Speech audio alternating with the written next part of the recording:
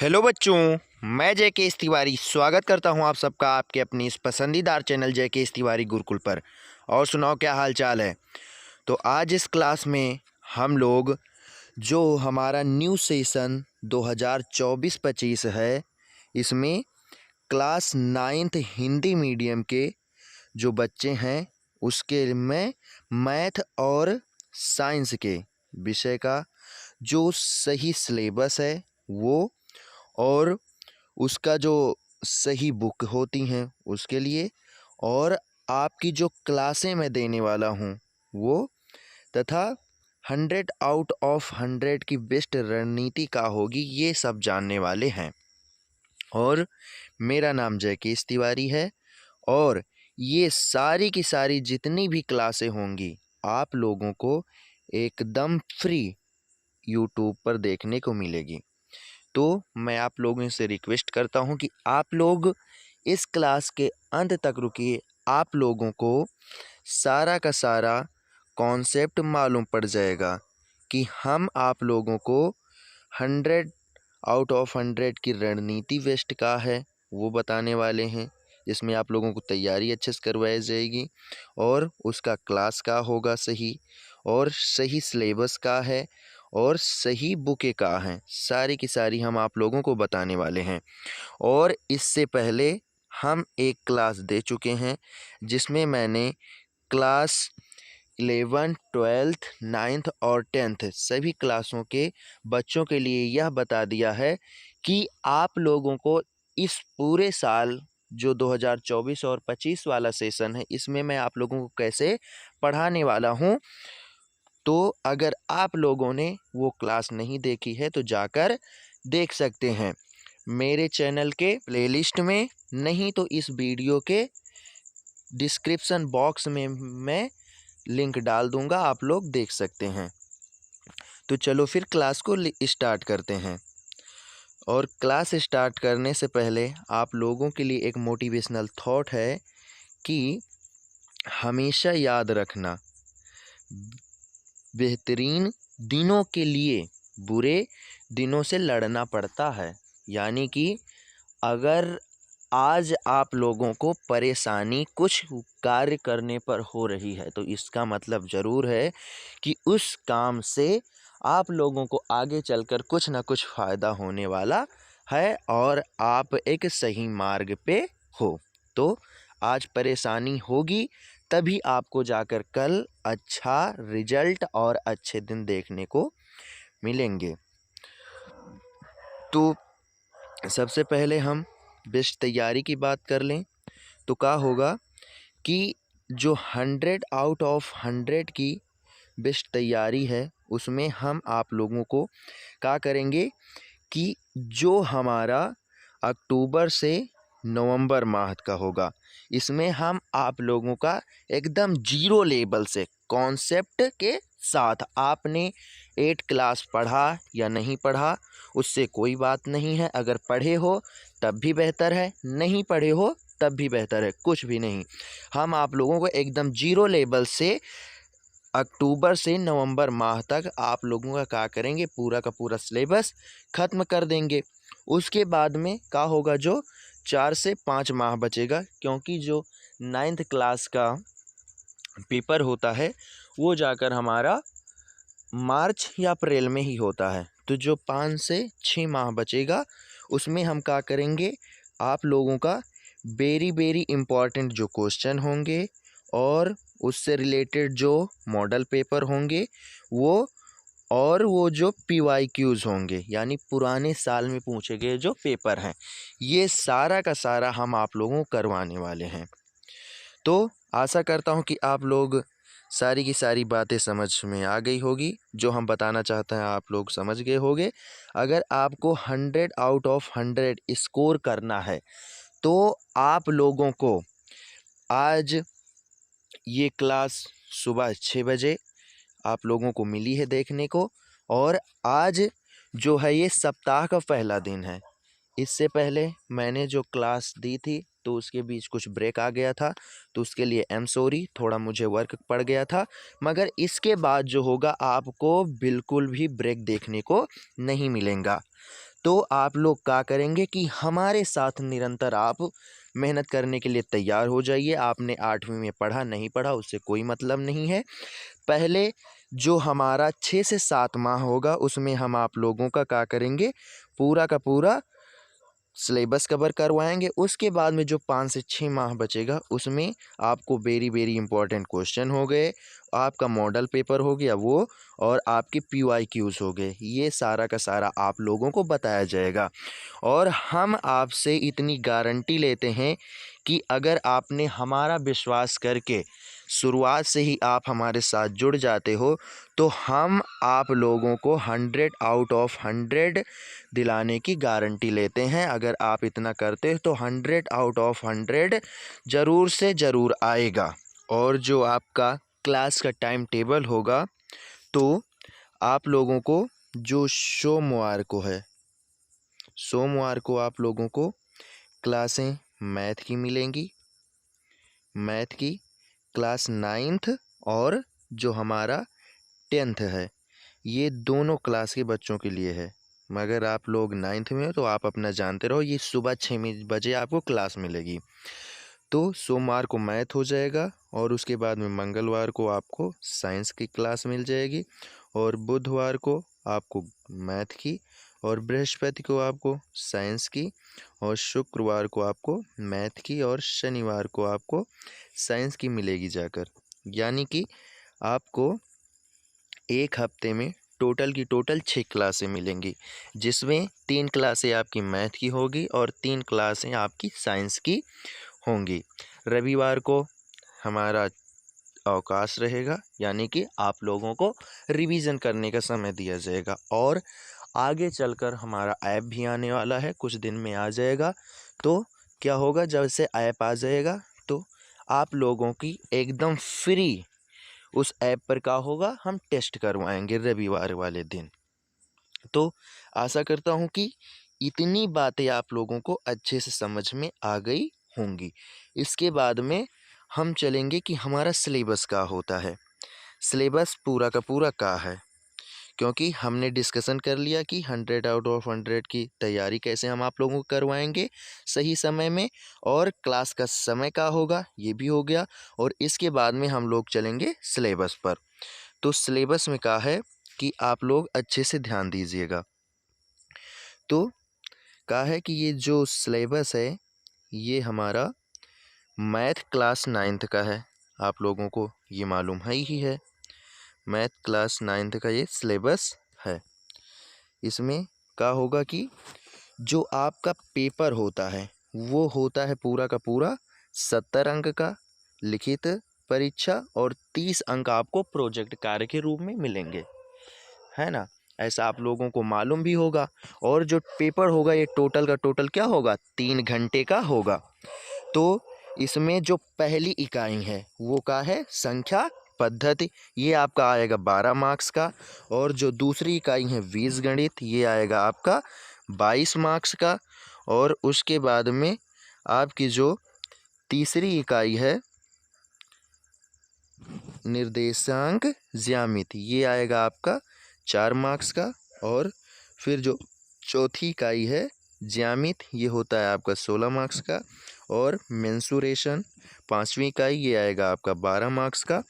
और जो सांख्यिकी है ये आएगा आपका 4 मार्क्स का। यानी कि टोटल के टोटल आपकी 6 इकाई हैं, और 6 इकाइयाँ आपकी टोटल की टोटल 70 अंक की पूछी जाएंगी। और 30 अंक जो होंगे वो आपके मिलेंगे प्रोजेक्ट कार्य के। तो ये तो हो गई इकाई, और उसके बाद में इन इकाइयों में चैप्टर कौन कौन सा आएगा ये भी हम जान लेते हैं। तो पहला जो आपकी संख्या पद्धति है, यानी कि इकाई नंबर फर्स्ट, इसमें आप लोगों को क्या पढ़ना है।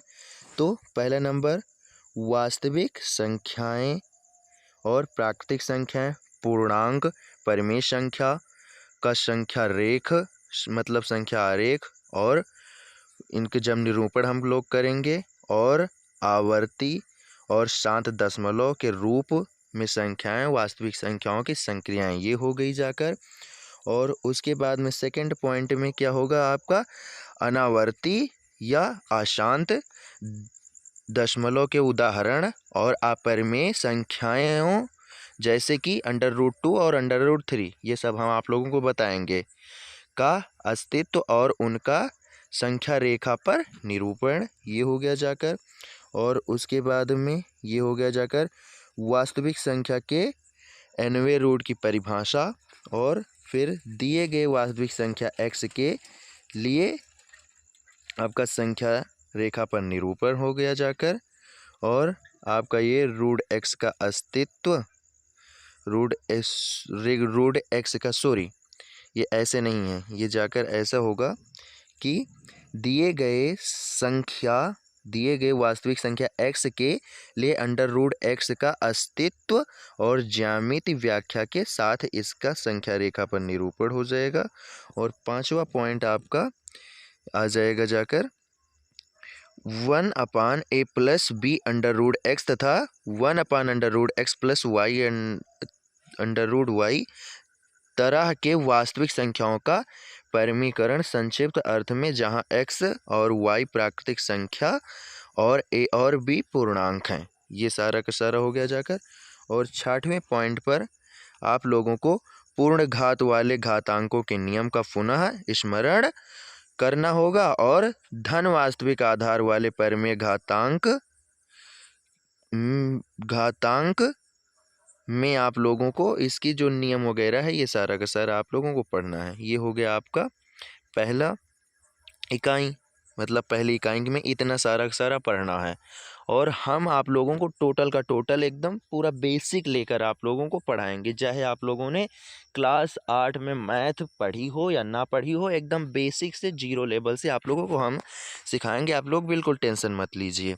और जो आपकी दूसरी इकाई है, तो इसमें बहुपद में हम सबको पढ़ना है कि एक चर वाले बहुपदों की परिभाषा, उदाहरण तथा प्रति उदाहरण के साथ, और बहुपद के गुणांक, बहुपद के पद और शून्य, बहुपद और एक पदी, द्विपदी तथा त्रिपदी बहुपद और इनका गुणनखंड और गुणक अर्थात गुणांक, ये सब पढ़ना है। और बहुपद के गुणक और हमारा हो गया जाकर गुणनखंड प्रमेय का कथन और सत्य और सत्यापन। और ये हमारा हो जाएगा ax² + bx + c, जहाँ a हमारा है a0 = 0, यानी कि a हमारा होगा वो 0 नहीं होगा। अब काहे 0 नहीं होगा ये आप लोगों को हम अच्छे से बताएंगे। और a b c जो है ये सारी की सारी वास्तविक संख्याएं हैं। और गुणनखंड प्रमेय द्वारा त्रिघात बहुपद का गुणनखंड, ये सारा का सारा आप लोगों को बताया जाएगा। और ये बीजगणित जो हमारा लास्ट वाला पॉइंट है, ये बचा हुआ है बीजगणितीय व्यंजक और सर्वसमीकाओं का पुनः स्मरण, सर्वसमीकाओं का सत्यापन, जिसमें आप लोगों को पढ़ाया जाएगा आप ये भी बोल सकते हो a + b + c का होल स्क्वायर या x + y + z का होल स्क्वायर, जो होता है x² + y² + z² + 2xy और प्लस में 2yz और प्लस में 2zx, यानी कि जो आप लोगों ने 8वीं क्लास में पढ़ा होगा a + b का होल स्क्वायर, या आप इसे ऐसे भी बोल सकते हो कि x + y का होल स्क्वायर, जो होता है x² + y² + 2xy। ये सारा का सारा आप लोगों को पढ़ना है।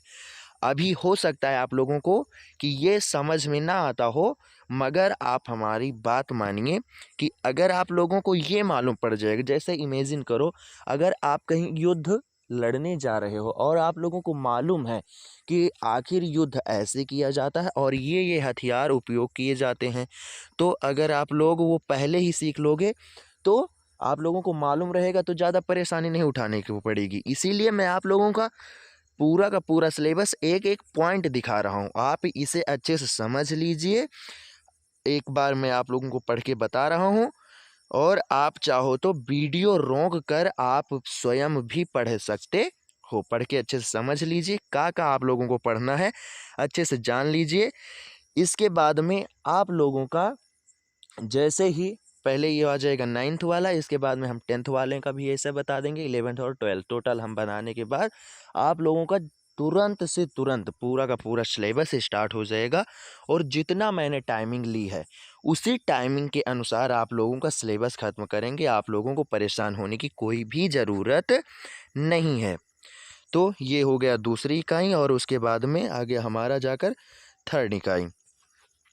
तो थर्ड इकाई में क्या है कि अभी इसमें आपका पहली इकाई में है बचा हुआ है वही आपका जो हमने बताया था अभी। क्या हो जाएगा कि हमारा आ जाएगा जाकर ये a प्लस बी का होल स्क्वायर या x प्लस वाई का होल क्यूब। आप लोगों ने स्क्वायर इससे पहले पढ़ा था ना, मगर यहाँ पर क्यूब आप लोगों को पढ़ना पड़ेगा। x प्लस वाई का होल क्यूब और x माइनस वाई का होल क्यूब ये, और इसके बाद में ये अच्छा इसका, हाँ ठीक है ओके, इसका दूसरा रूप भी होता है, इसका दूसरा भी रूप होता है, हम ऐसे भी लिख सकते हैं, वो केवल चेंजिंग करके दिया गया है। अब कैसे ये सारा का सारा बना है ये टोटल आप लोगों को बताएंगे। और जो हमारा ये होता है x cube plus y cube plus z cube minus 3xyz बराबर पहले ब्रैकेट में x plus y plus z और दूसरे ब्रैकेट में x square plus y square plus z square minus x y minus y z minus z x. ये total का total कैसे आया है ये सारा का सारा हम प्रूव करके आप लोगों को बताएंगे, आप टेंशन बिल्कुल नहीं लीजिए। और बहुपद के गुणन में इनका प्रयोग, यानी कि ये टोटल का टोटल आप लोगों को अच्छे से हम पूरे के पूरे फार्मूले समझाएंगे और इन सब का बहुपद में प्रयोग कैसे करते हैं वो भी आप लोगों को हम बताएंगे। ओके, उसके बाद में ये तो हो गया बहुपद का, और उसके बाद में इसी में आपका जो है वो दूसरा चैप्टर भी है, यानी कि दूसरी इकाई का दूसरा चैप्टर, अर्थात आपके बुक का चैप्टर नंबर 3। वो क्या है कि दो चर राशियों में रैखिक समीकरण, दो चर राशियों में रैखिक समीकरण। अभी ये क्या होता है ये आप लोगों को हम अच्छे से उस समय एक्सप्लेन कर देंगे। ये हो जाएगा, तो इसमें हमें क्या पढ़ना है कि पहला नंबर क्या पढ़ना है कि एक चर राशि में रैखिक समीकरण, मतलब चैप्टर का नाम है दो चर राशि में रैखिक समीकरण। हाँ ये तो ठीक है, मगर आपको पहला नंबर एक चर राशि में रैखिक समीकरण पढ़ना है, फिर दो चर राशि में दो चरों में रैखिक समीकरण पढ़ना है, और उसके बाद में आप लोगों को a x plus b y plus c equals to 0 प्रकार के रैखिक समीकरण पर विशेष ध्यान देना है, और उसके बाद में सिद्ध करना है कि दो चर वाले रैखिक समीकरण के अंततः अनेक हल होते हैं और उनके वास्तविक संख्याओं के क्रमिक युग्म में लिखे जाने की परख करना, उनकी निरूपण तथा रेखा पर उनका अलंकन, वास्तविक जीवन में संबंधित उदाहरण तथा समस्या प्रश्न। यानी कि क्या करना है कि आप लोगों को पहले हम बताएंगे कि जो एक चर राशि वाले समीकरण होते हैं, रैखिक समीकरण होते हैं वो, और दो चर राशि वाले रैखिक समीकरण, और उसके बाद में x plus a x plus b y plus c ये आप लोगों को बताएंगे, और उसके बाद में हम सिद्ध करके आप लोगों को दिखाएंगे कि जो हमारे दो चर राशि वाले रैखिक समीकरण हैं इनके जो होते हैं वो अनेक हल होते हैं। ये आ गया होगा आप लोगों को समझ में। उसके बाद में हमारी हो गई जाकर आपकी तीसरी इकाई। इसमें आपको ज़्यादा कुछ नहीं पढ़ना है, ये हो कि निर्देशांक ज्यामिति आप लोगों को अच्छे से हम बताएंगे। निर्देशांक ज्यामिति क्या है इस टोटल का टोटल आप लोगों को अच्छे से बताया जाएगा। इसमें क्या करना है, केवल कार्तीय तल पढ़ना है और किसी बिंदु के निर्देशांक पढ़ना है, और कार्तीय तल से संबंधित नाम तथा परिभाषा शब्द संकेत, यानी कि कैसे हम उसे प्रदर्शित करते हैं ये टोटल, और कार्तीय तल हो गया, और किसी बिंदु के निर्देशांक कैसे निकालते हैं टोटल का टोटल आप लोगों को हम अच्छे से बताएंगे। उसके बाद में जो चौथी इकाई है ये इसे बोलते हैं ज्यामिति। ज्यामिति में हमारा जो चैप्टर नंबर फर्स्ट है वो यूक्लिड विभाजन, यूक्लिड ज्यामिति का परिचय है, यूक्लिड ज्यामिति का परिचय है, यानी कि बुक का चैप्टर नंबर 5। इसमें मैं आप लोगों को क्या है कि पहला नंबर तो जो भारत में, यानी भारत के लोगों ने जो भारत में ज्यामिति तथा यूक्लिड ज्यामिति मतलब कि भारत में यूक्लिड ज्यामिति का प्रयोग वगैरह, कैसे निर्माण वगैरह हुआ है, क्या क्या इस पर सिद्धांत हैं, ये सब बताएंगे। और इतिहास मतलब इसका मतलब कैसे इसका निर्माण वगैरह हुआ है, और यूक्लिड की परिभाषा यानी यूक्लिड ने कौन कौन सी परिभाषाएं दी थी, और अग्रलिखित और अभिधारणाएं यानी और उन्होंने कुछ अभिधारणा भी दी थी, वो भी हम बताएंगे। और यूक्लिड के 5 अभिधारणाएं, और मतलब दी तो बहुत सारी थी मगर उसमें से इम्पोर्टेंट केवल 5 अभिधारणा पढ़नी है। और अभिधारणा के प्रमेय के बीच संबंध उदाहरण, और उन जो अभिधारणा होंगी उससे संबंधित उदाहरण भी पढ़ना है। और अभिधारणा वन है, उसमें अभिधारणा वन दिए हुए दो बिंदुओं से होकर एक अद्वितीय रेखा खींची जा सकती है। यानी कोई दो बिंदु दिया जाएगा और उससे हम अद्वितीय रेखा खींच सकते हैं। सॉरी बच्चों, ये मैसेज आ गया है, उसके लिए माफ़ी चाहते हैं। और उसके बाद में हमारा जो प्रमेय है 2, उसे सिद्ध मतलब प्रमेय, उसमें हमें सिद्ध करना है दो बिंदु रेखाओं के एक से अधिक बिंदु उभयनिष्ठ नहीं हो सकते। अब ये का बातें, जैसे आप लोग अभी 8वीं क्लास में पढ़ के आए हो, अब नन्हे नन्हे प्यारे प्यारे बच्चे हो, तो उसके लिए आप लोग इस पर ज़्यादा मतलब आप लोगों को परेशान होने की आवश्यकता नहीं है। आप केवल अभी अभी इतना समझ लो बस कि ये सब हमें पढ़ना है। उसके बाद में ये सब का है, ये टोटल का टोटल हम आप लोगों को उस समय पढ़ाने के समय समझाएंगे, जिससे क्या होगा आप लोगों को मालूम हो जाएगी कि हाँ सर जी उस समय इसी शब्दों की बातें कर रहे थे। उसके बाद में रेखा और कोण। रेखा यानी कि लाइन आप लोगों को मालूम है, और कोण उनके मध्य जो कोण बनता है, 90 अंश हो गया, 60 अंश हो गया, 30 अंश, कुछ 22.5, ये सारा का सारा बताया जाएगा। इसमें जो आपका पढ़ना है वो पहला पॉइंट है, यदि एक किरण एक रेखा पर खड़ी हो तो इस प्रकार बने दोनों अंशः कोण का योग 180 होता है, और विपरीत भी सत्य हो। मतलब कि हमें बताना है कि दो रेखाओं के मध्य जो होता है वो 180 अंश बनता है। और उसके बाद में यदि आपकी जो दो रेखाएं वो परस्पर प्रतिच्छेदित करें तो शीर्ष विमुख कोण बराबर होते हैं। यानी कि जब दो रेखाएं एक दूसरे को प्रतिच्छेदित करती तो उस स्थिति में शीर्षाभिमुख कोण बनते हैं, और वो जो बनते हैं वो एक दूसरे के क्या होते हैं, बराबर होते हैं। ये हमें सिद्ध करना है, और ये सत्य भी होता है। ये कैसे सत्य होता है, सारा सारा आपको लोगों को बताया जाएगा। और उसके बाद में वे रेखाएं जो एक ही रेखा में समांतर हों, परस्पर समांतर होती हैं। मतलब कि अगर दो रेखा एक दूसरे के समांतर हो तो वो परस्पर अर्थात स्वयं भी समांतर होती है। जैसे मैं आप लोगों को कहूँ कि आपकी लंबाई आपके बराबर है, तो ये तो बात सत्य है ना। ये बात सत्य है कि आपकी लंबाई आपके बराबर है, हमारी लंबाई हमारे बराबर, आपके मित्र की लंबाई आपके मित्र के लंबाई के बराबर है। और आपका जो चैप्टर नंबर इसमें का थर्ड है वो है त्रिभुज। इसमें का जो चैप्टर नंबर थर्ड है वो है का त्रिभुज। इसमें आपको बहुत सारा पढ़ना है, बहुत सारा मतलब कि बहुत सारे चीज़ें पढ़नी है।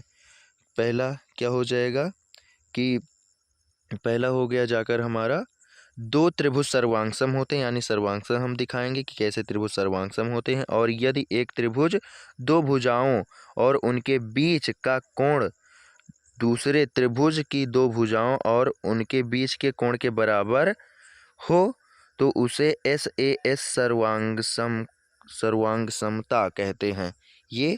और उसके बाद में अब ये सब का है, SAS सर्वांग समता का है, ASA सर्वांग समता का है, ये सारा सारा उस समय आप लोगों को हम बताएंगे। और उसके बाद में दो त्रिभुज सर्वांग सम होते हैं, यदि एक त्रिभुज के दो कोण और उनकी अंतर्गत भुजा दूसरे त्रिभुज के दो कोणों और उनके अंतर्गत भुजा के बराबर होता है।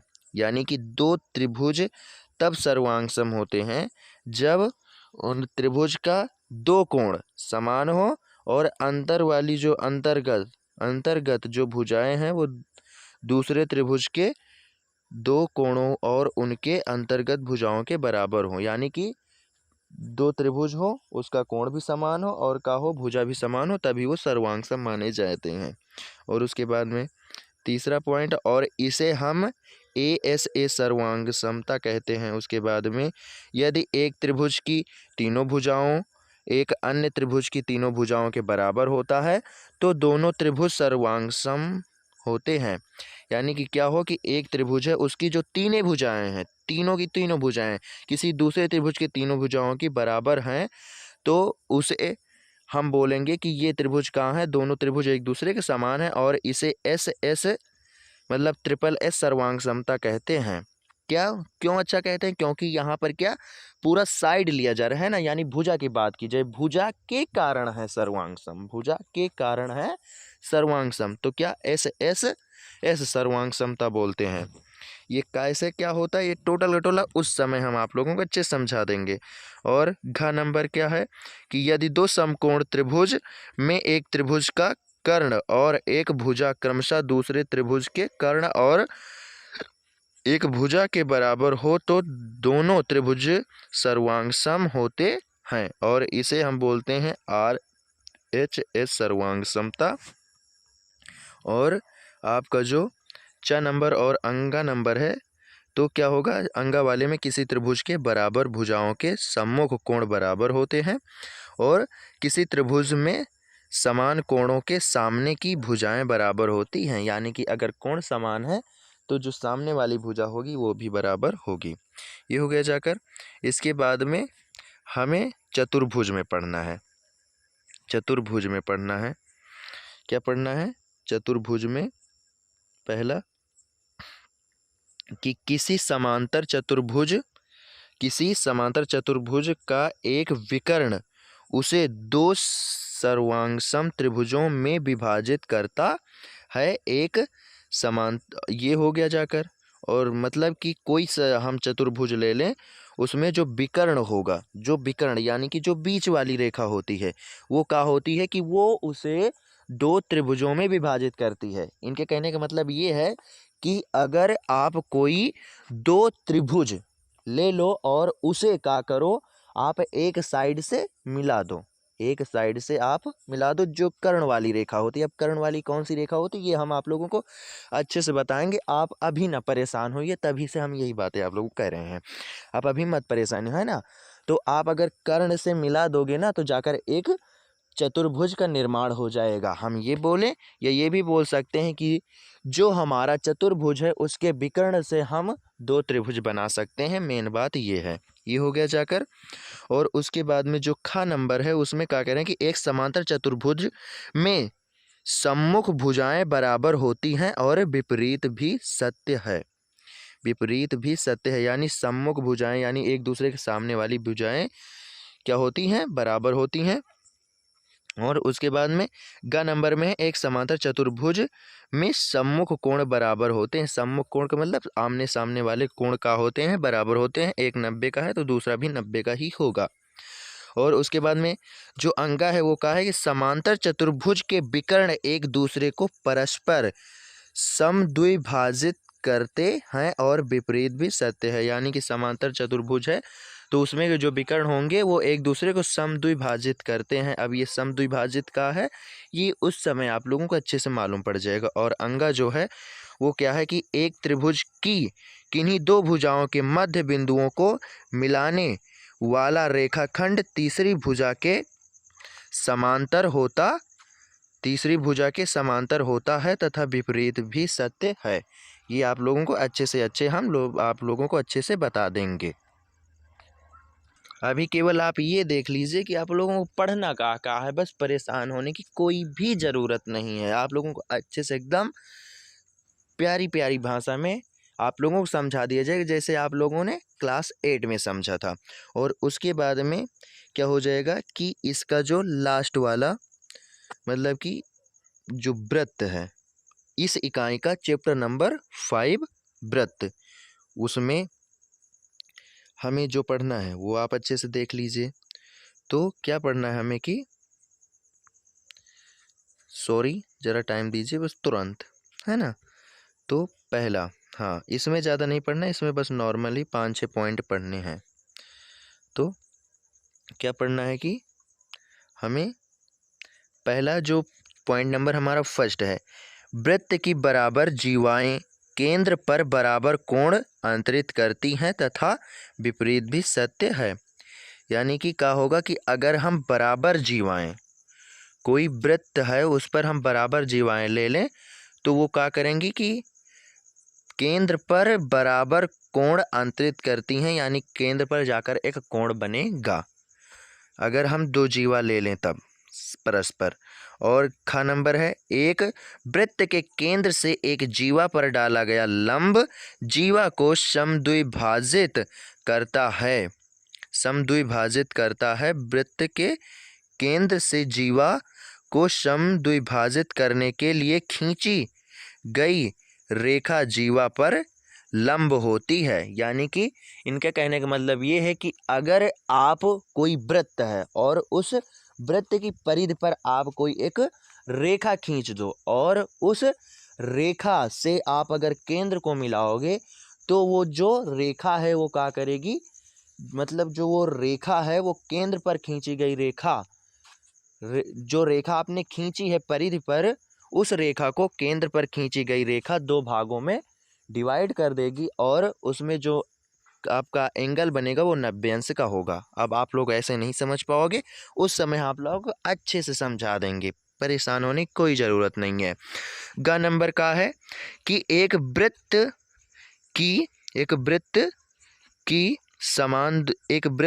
की या हम बोलें सर्वांग सम वृत्तों की बराबर जीवाएं केंद्र से समान दूरी पर होती हैं, विपरीत भी सत्य है। यानी कि क्या है कि जो हमारा वृत्त है, कोई भी एक वृत्त ले लो, उस वृत्त की जो बराबर जीवाएं होती हैं वो समान दूरी पर होती हैं।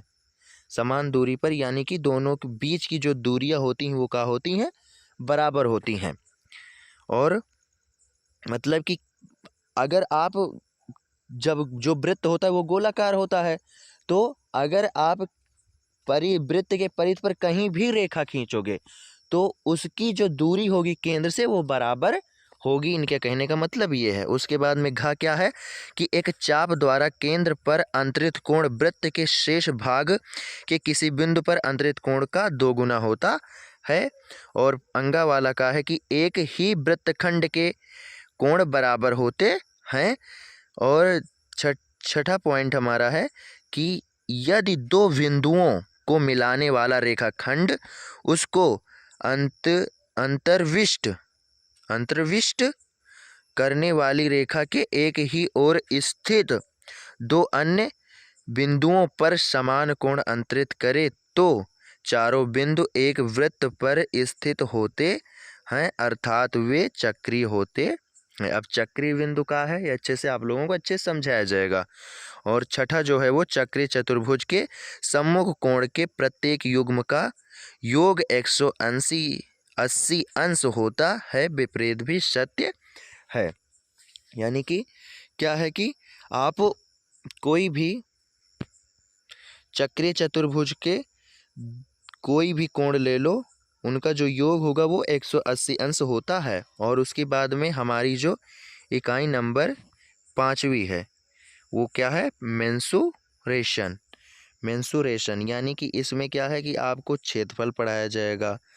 क्षेत्रफल में आप लोगों को सबसे पहले पढ़ाया जाएगा कि हीरोन का जो फार्मूला होता है वो क्या होता है। आप लोगों को हीरोन के फार्मूले के बारे में अच्छे से बताया जाएगा।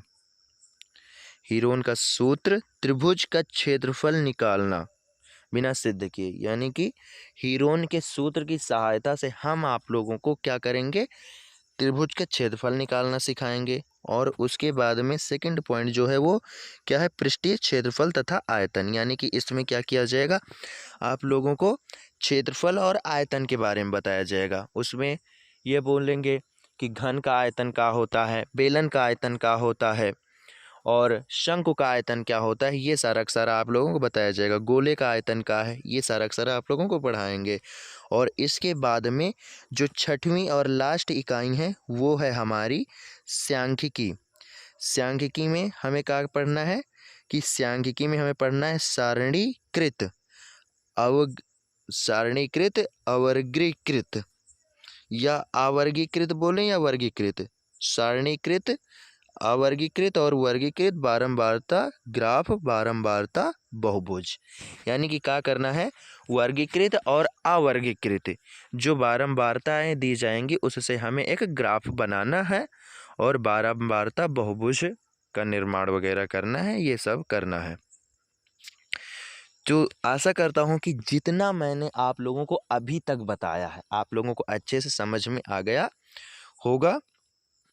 और इसके बाद में आप लोगों का जो आगे दिया गया है वो टोटल का टोटल इसमें आप लोगों को दिया गया है कि प्रोजेक्ट कार्य वगैरह आप लोग देख लीजिए इसका और अच्छे से आप लोग पढ़ लीजिएगा। इसमें वैसे भी प्रोजेक्ट कार्य में कोई चेंजिंग नहीं होती है, मतलब प्रोजेक्ट कार्य में आप लोगों को ज़्यादा परेशान होने की आवश्यकता नहीं है, क्योंकि हर एक विद्यालय में जो प्रोजेक्ट स्तर होता है वो अलग अलग होता है। तो उसमें आप लोग परेशान मत होइएगा, इसे देखकर कोई कुछ नहीं बताता। मगर ये जो सिलेबस है, हमने जो आप लोगों को सिलेबस बताया है ये पूरा का पूरा NCERT का सिलेबस है, जो आप लोगों को जानना बहुत ही ज़रूरी है। क्योंकि जो हमारा सिलेबस होता है वो जो बोर्ड लेवल का, यानी कि अभी आप लोग 9th में हो, फिर क्या करोगे 10th में एग्ज़ाम दोगे, और उस समय जो 10th वाला पेपर बनता है वो टोटल का टोटल NCERT पैटर्न ही बनता है। तो इसीलिए मैंने ये सारा का सारा सिलेबस जो है ये क्या है, NCERT का है। तो वही सिलेबस मैंने आप लोगों को भी यहाँ पर बताया हुआ है, ये भी देख लीजिए, ये प्रोजेक्ट कार्य है। अगर आप लोग सिलेबस के साथ पढ़ोगे तो बहुत बेहतर होगा। अगर आपको ये मालूम है कि आखिर हमें लड़ना कैसे है, तब तो आप लोगों को अच्छे से मालूम पड़ जाएगा। और जैसे आप लोगों को मालूम ही नहीं कि हमें लड़ना क्या है, तो आप क्या होगे, ओबियसली बात है कि आप हार के ही आओगे। इसीलिए मैंने पहले आप लोगों को क्या किया, सिलेबस दिखाया, इसके बाद में मैं आप लोगों को अच्छे से क्या करूँगा, और जो सारा का सारा होगा कॉन्सेप्ट एकदम बेसिक से लेकर और पूरे सिलेबस की तैयारी एकदम सही समय पर करवाऊँगा। ओके, तो आशा करता हूँ इतनी बातें आप लोगों को समझ में आ गई होंगी। और सॉरी कि मैंने लास्ट में आप लोगों से बोला था कि मैथ और साइंस का दोनों सिलेबस इसी में हो जाएगा, तो वो नहीं हो पाएगा। आज आप लोग मैथ का देख लीजिए और कल जो होगा वो हम आप लोगों को साइंस का करवा देंगे, क्योंकि फिर अगर साइंस वाला भी करवाएंगे तो वीडियो बहुत लंबी हो जाएगी।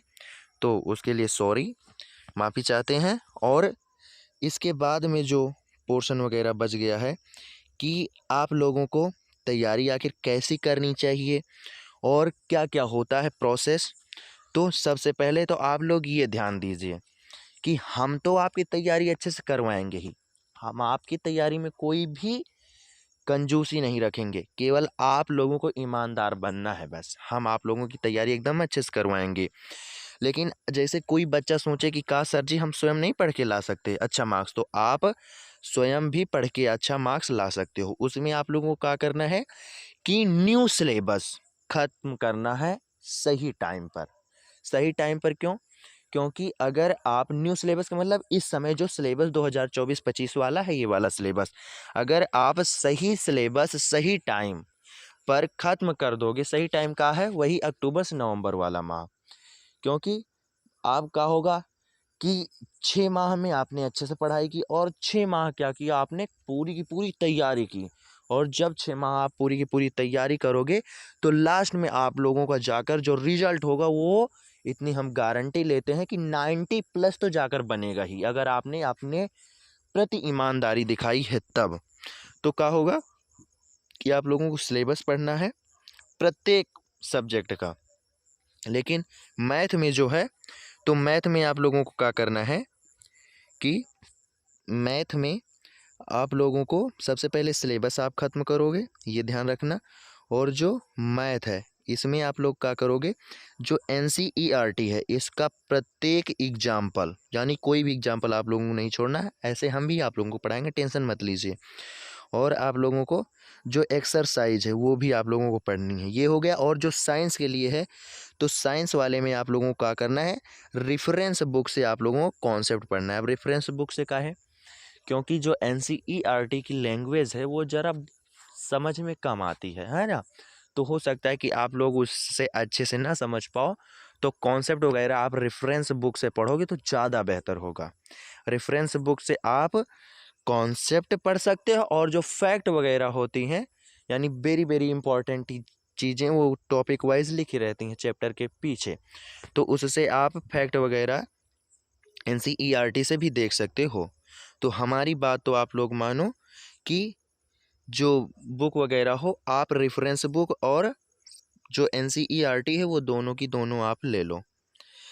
पहले नंबर मैथ के लिए आप लोग क्या करोगे, एग्जाम्पल एनसीईआरटी से पूरा का पूरा एग्जाम्पल और एक्सरसाइज लगाओगे। उसके बाद में जो रेफरेंस बुक होगी उसमें क्या करोगे, आप पूरा का पूरा प्रैक्टिस करोगे। और साइंस के लिए आप क्या करोगे, कॉन्सेप्ट पढ़ोगे रेफरेंस बुक से और जो फैक्ट वगैरह होगा वो पढ़ोगे एनसीईआरटी से। अगर इतना आप सही टाइम पर कर लेते हो, हमारी बात पूरा का पूरा मान कर, तो आपका 100 आउट ऑफ 100 मार्क्स लाने से कोई रोक ही नहीं सकता, इतना हम गारंटी ले सकते हैं।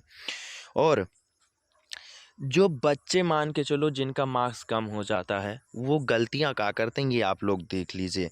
अगर आप टॉपर काहे नहीं बनते हो, टॉपर का मतलब अच्छा मार्क्स, आखिर क्या गलती होती है कि अच्छा मार्क्स आता ही नहीं। तो पहला नंबर तो क्या होता है कि आप लोगों का जो सिलेबस होता है वो समाप्त ही नहीं हो पाता। अब समाप्त काहे नहीं होता कि आप लोग भैया शुरू से पढ़ते ही नहीं हो। जब शुरू से नहीं पढ़ोगे तो कैसे सिलेबस समाप्त होगा। इसीलिए हम आप लोगों से बोलते हैं कि जैसे हम स्टार्ट करेंगे अभी, मतलब कि अब आज तो ये मैथ वाला सिलेबस आप लोगों का हो गया है, कल आपका साइंस का सिलेबस आ जाएगा। और उसके बाद में आपकी जो बुधवार से क्लासें होंगी उसमें आप लोगों को पहले हम जो साइंस में है पोर्शन बेसिक केमिस्ट्री और बेसिक फिजिक्स पढ़ाएंगे, ये पढ़ाएंगे। और उसके बाद में बेसिक केमिस्ट्री और फिजिक्स खत्म करने के बाद में आप लोगों का निरंतर मैथ और साइंस लगातार चलता रहेगा। यानी कि हो सकता है कि अब की जो ये वाला सप्ताह है इसमें आप लोगों को सिलेबस और पूरा का पूरा बेसिक केमिस्ट्री और फिजिक्स पढ़ाया जाएगा। और उसके बाद में जो नेक्स्ट वाला सप्ताह आने वाला है उसमें क्या करेंगे कि हम आप लोगों का एकदम जीरो लेवल से लेकर आप लोगों की मैथ और साइंस स्टार्ट कर देंगे। वैसे तो कोशिश रहेगी कि हमारी इसी सप्ताह से स्टार्ट हो जाए, मगर शायद कि मतलब कि पूरा बेसिक लेकर चलेंगे जितना जितना आप लोगों को ज़रूरत है। आप इसीलिए हम आप लोगों से बताते कि आप लोगों ने पढ़ा, 8वीं में नहीं पढ़ा उससे कोई मतलब नहीं। मैथ और साइंस की पूरी आप लोग जिम्मेदारी हमें दीजिए। आप केवल विश्वास करके हमारे साथ जुड़ जाओ, आप लोगों को अच्छे से हम पढ़ाने की गारंटी लेते हैं। आप लोगों को कोई भी चिंता करने की ज़रूरत नहीं है। तो सबसे पहले हम आप लोगों को अभी सिलेबस बता रहे हैं। ये आपका मैथ का आ जाएगा, कल आ जाएगा आपका साइंस का। और उसके बाद में आप लोगों को साइंस वाला जो पोर्शन उसमें बेसिक फिजिक्स और केमिस्ट्री आप लोगों को पढ़ाएंगे।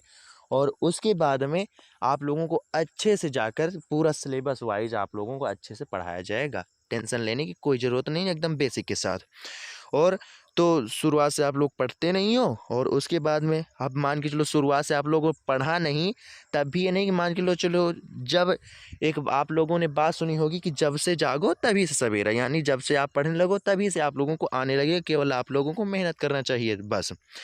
तो आप लोग क्या करते हो, शुरू से पढ़ते नहीं हो, इसके कारण क्या होता है समय पर आपका सिलेबस नहीं समाप्त होता। और समय पर सिलेबस नहीं समाप्त होता तब भी आप लोग लगातार क्या करते हो, लापरवाही ही करते रहते हो, है ना। यानी कि आप लापरवाही करोगे, समय पर अपना सिलेबस नहीं समाप्त करोगे और समय पर पढ़ना नहीं स्टार्ट करोगे, तो फिर अंत में क्या होगा कि आपको केवल केवल परेशानी अर्थात असफलता ही देखने को मिलेगी।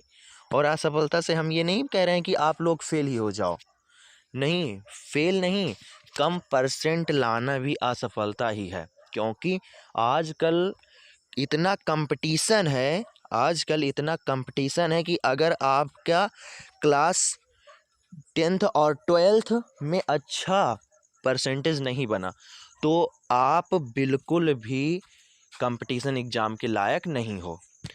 और आपका जो 10th और 12th है उसमें परसेंटेज तभी बनेगा जब आप अच्छे से 9th में पढ़ोगे। तो 9th का पूरा मतलब 10th का जब पूरा बेसिक होता है 9th होता है और 12th का पूरा बेसिक 11th होता है। तो आप अच्छे से 9th में पढ़ो और टेंथ में अच्छे से 9th में पढ़कर 10th में अच्छा मार्क्स लाओ और 11th में पढ़कर 12th में अच्छा मार्क्स लाओ। और जब अच्छा मार्क्स लाओगे तभी आपका जाकर बढ़िया परसेंटेज बनेगा और आप लोग कंपटीशन एग्ज़ाम में अच्छे से बैठोगे। इसीलिए मैंने अब की बार यह संकल्प लिया है, मतलब ये सोचा है कि जो हमारे प्यारे प्यारे बच्चे हैं, इससे पहले मैंने केवल बोर्ड वाले बच्चों को पढ़ाने का सोचा था। लेकिन मैंने क्या सोचा कि भाई हमने देखा कि जो बच्चे हैं वो इसी कारण मार खा रहे हैं कि वो 9th में अच्छे से पढ़ते नहीं है, तो उनका 10th गड़बड़ हो जाता है और 11th में नहीं पढ़ते अच्छे से 12th गड़बड़ हो जाता है। इसीलिए मैं आप लोगों को अपने चैनल पर खुद अच्छे से एकदम मैथ और साइंस की पूरी तैयारी करवाऊँगा। 9th वाले आप लोग अच्छे से पढ़ो, जाकर अच्छा मार्क्स 10th में लेकर आओ और जो 11th वाले बच्चे हैं वो अच्छा मार्क्स लेकर आए 12th में। तो 9th 10th 11th और 12th टोटल अब की बार आप लोगों को पढ़ाया जाएगा। तो आप लोग परेशान मत होइए, कुछ भी परेशान होने की ज़रूरत आप लोगों को नहीं है।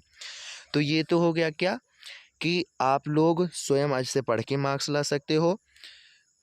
और जब अक्टूबर और नवंबर में आप अच्छे से क्या करोगे, अपनी सिलेबस पूरा कर लोगे, तो उधर वाला जो पोर्शन होगा उसमें आप लोगों को तैयारी करने का मिल जाएगा, जिसमें आपका मॉडल पेपर हो गया, PYQs हो गया, इंपॉर्टेंट क्वेश्चन हो गए, वो सारा सारा आप लोग तैयार कर लोगे।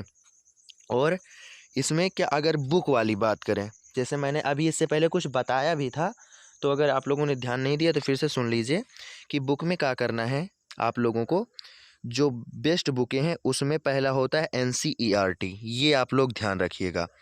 अगर आप लोगों को अच्छा परसेंट लाना है तो आप बगैर NCERT के नहीं ला सकते, ये आप लोग ध्यान रखिएगा। तो सबसे पहले NCERT, चाहे वो मैथ हो चाहे वो साइंस हो, दोनों के दोनों विषयों के लिए आप लोगों को NCERT लेनी है। तो NCERT लोगे, मैथ के लिए क्या करोगे, NCERT के सारे के सारे एक्सरसाइज और सारे के सारे एग्जाम्पल लगाओगे। उसके बाद में रेफरेंस बुक लेकर उसमें से क्वेश्चन सॉल्व करोगे। और जो साइंस है इसके लिए आप लोग क्या करोगे कि हमारा जो NCERT है इसमें आप लोग क्या करोगे, फैक्ट पढ़ोगे। और जो रेफरेंस बुक है इसमें आप लोग क्या करोगे कि इससे आप कॉन्सेप्ट पढ़ोगे। फैक्ट का मतलब जो बहुत इम्पॉर्टेंट बातें हैं वो NCERT बुक के पीछे दिया रहता है कि महत्वपूर्ण पॉइंट डाल कर दिए रहते हैं, तो उसमें आप लोग वो पढ़ लेना और आप लोग कॉन्सेप्ट इधर से पढ़ सकते हो। तो आशा करता हूँ कि जितनी बातें मैंने आप लोगों को पेज नंबर 1 पर एक्सप्लेन की थी वो टोटल की टोटल हमने यहाँ पर बताने की कोशिश की है। तो आशा करता हूँ कि आप लोगों को अच्छे से समझ में आ गया होगा। और यदि आप लोगों का कोई क्वेश्चन है तो आप कमेंट करके भी हमसे पूछ सकते हो, क्योंकि जो हमारे बीच का जो बांड हो बनना चाहिए वो एकदम मजबूत होना चाहिए। क्योंकि जब तक स्टूडेंट और टीचर का बांड मजबूत नहीं बनता तब तक पढ़ाई में परिणाम अच्छा नहीं आता।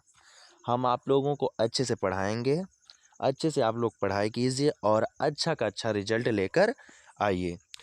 तो आशा करता हूँ कि आप लोगों को अच्छे से समझ में आ गया होगा। और यदि कोई प्रॉब्लम हो, मतलब कि कुछ इसमें मैंने रॉन्ग बोला हो या और कुछ, तो उसके लिए माफ़ी चाहता हूँ। आप लोग कमेंट करके बता सकते हो। और जैसे मैं आप लोगों का, ये हो गया आपका मैथ वाला, इसके बाद में साइंस वाला आ जाएगा। और साइंस वाला आने के बाद में तुरंत से आप लोगों को बेसिक केमिस्ट्री और फिजिक्स पढ़ाने के बाद हम आपका सिलेबस एकदम 0 लेवल से स्टार्ट कर देंगे। आप लोगों ने 8 में पढ़ा हो या ना पढ़ा हो उसकी कोई ज़रूरत नहीं है। तो ओके, फिर बाय बाय बच्चों, और चलते हैं, आप लोगों को मिलेंगे इसी समय कल साइंस के सिलेबस के साथ। और यदि आप लोगों को पसंद आया है तो इस चैनल को सब्सक्राइब करो और उन बच्चों तक भी इस वीडियो को पहुंचाओ जिसे इसकी आवश्यकता है, जैसे जिसके कारण उनका भी कल्याण हो सके। ओके, फिर बाय बाय बच्चों। और आप लोग जब सपोर्ट करोगे तभी बेहतर होगा, क्योंकि अक्सर करके सभी लोग क्या करते हैं, ऐप पर ही अपना कंटेंट मोनेटाइज करते हैं, मगर हम क्या कर रहे हैं, आप लोगों को एकदम फ्री का फ्री अपने इस यूट्यूब चैनल पर पढ़ाने वाले हैं आपकी साल, और आपकी साल ही नहीं, आने वाले जितने भी साल होंगे, पूरे के पूरे साल आप लोगों को हर साल फ्री में पढ़ाया जाएगा। उसमें आपकी इच्छा है कि आप क्या करो, आपकी इच्छा हो, आपको और बेहतर शिक्षा की ज़रूरत है तो आप हमारे ऐप पर भी आ सकते हो। आपको कोई भी परेशानी की आवश्यकता नहीं, हम आपसे फोर्स नहीं करेंगे। आपको ज़रूरत हो तो आप हमारे ऐप पर भी आ सकते हो, और ऐप जैसे आ जाएगा तैसे आप लोगों को रविवार को क्या होगा, एकदम फ्री टेस्ट आप लोगों का होगा, एकदम फ्री टेस्ट आप लोगों को रविवार का होगा। तो हो गए फिर बच्चों, अगर वीडियो पसंद आया है तो वीडियो को लाइक करो और चैनल को सब्सक्राइब करो, और इस वीडियो को उन बच्चों के पास भी भेजो जिनको इसकी आवश्यकता है, जैसे कि जिससे कि आप लोगों का अच्छा सा अच्छा क्या हो कि और सारे बच्चों का भी पूरा का पूरा शिक्षा अच्छे से मिल सके। ओके फिर बाय बाय बच्चों, चलते हैं। और चैनल को सब्सक्राइब और वीडियो को लाइक ज़रूर कर दीजिएगा, और कमेंट करके भी बताना कि कैसा है, और कुछ प्रॉब्लम हो या कुछ टॉपिक ना समझ में आया हो तो आप बता सकते हैं, आने वाले वीडियो में मैं एक्सप्लेन भी कर दूंगा। ओके फिर बाय बाय बच्चों।